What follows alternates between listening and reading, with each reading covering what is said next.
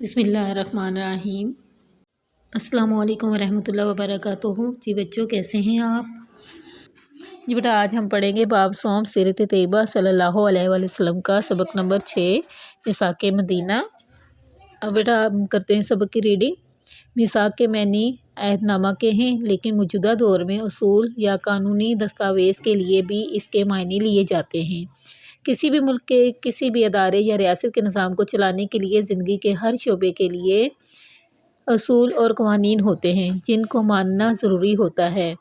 اسی طرح اسلامی معاشرے اور اسلامی ریاست کے لیے بھی ایسے اصول اور قوانین بنانے کی ضرورت تھی جن کی بنیاد قرآن مجید کے احکامات پر ہو۔ مدینہ منورہ پہنچ کر حضرت محمد رسول اللہ خاتم النبیین صلی اللہ علیہ وآلہ وسلم نے اصول، قانون اور آئین مرتب کیا اور مہاجرین و انصار کے اتحاد سے ان قوانین پر عمل کر کے بھی دکھایا۔ مدینہ منورہ میں بھی جہالت، جنگ اور انتشار کا دورہ تھا۔ قبیلوں اور ان کے سرداروں میں لڑائیاں ہوتی رہتی تھیں۔ ایسے وقت میں یہاں بھی ایک مدبر اور باصلاحیت شخصیت کی ضرورت تھی جس کی کمی حضرت محمد رسول اللہ خاتم النبیین صلی اللہ علیہ وآلہ وسلم نے پوری کی۔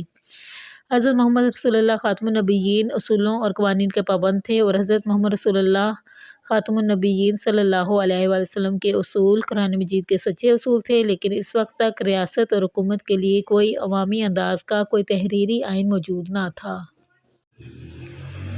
52 دفعات پر مشتمل میثاق مدینہ دنیا کے ابتدائی تحریری دستوروں 52 دفعات پر مشتمل میثاق مدینہ دنیا کے ابتدائی تحریری دستوروں میں سے ایک ہے، جس کا پہلا فائدہ یہ ہوا کہ مدینہ منورہ میں بسنے والے دو بڑے قبیلوں اوس اور خزرج کے درمیان برسوں پرانی دشمنی کا خاتمہ ہو گیا۔ اس کے ساتھ ہی مدینہ منورہ میں بسنے والے مسلمانوں، یہودیوں اور مشرکین کو جہاں بہت سے حقوق دیے گئے، وہیں ان پر کچھ ذمہ داریاں بھی عائد کی گئیں، جس کے بعد مدینہ منورہ میں بسنے والے تمام شہری متحد ہو گئے۔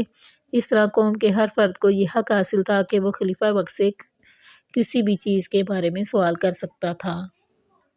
جی بیٹا، اب سوالات کے مختصر جوابات کریں گے۔ سوال نمبر 1 ہے، میثاق مدینہ میں نظام عدل کی بنیاد کن اصولوں پر رکھی گئی؟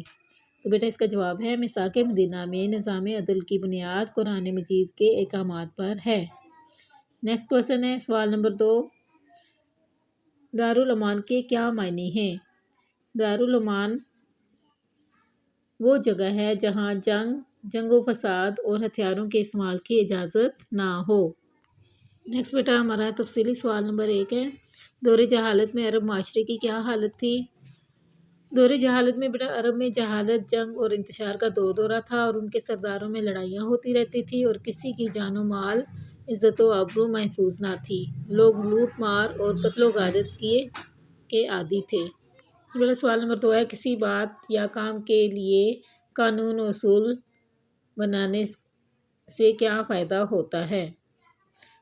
اس کا جواب ہے، گھر، محلے، شہر، ملک اور ساری دنیا کے معاملات چلانے کے لیے اصول اور قوانین بنائے جاتے ہیں جن پر چل کر معاملات کو آسان اور زندگی کو بہتر بنایا جا سکتا ہے۔ جی بیٹا آج ہم نے کیا ہے سبق میثاق مدینہ کا مختصر سوال نمبر 1 اور 2 اور تفصیلی سوال نمبر 1 اور 2۔ یہ بیٹا آپ لوگوں نے اچھی طریقے سے یاد کرنے ہیں۔ اللہ حافظ۔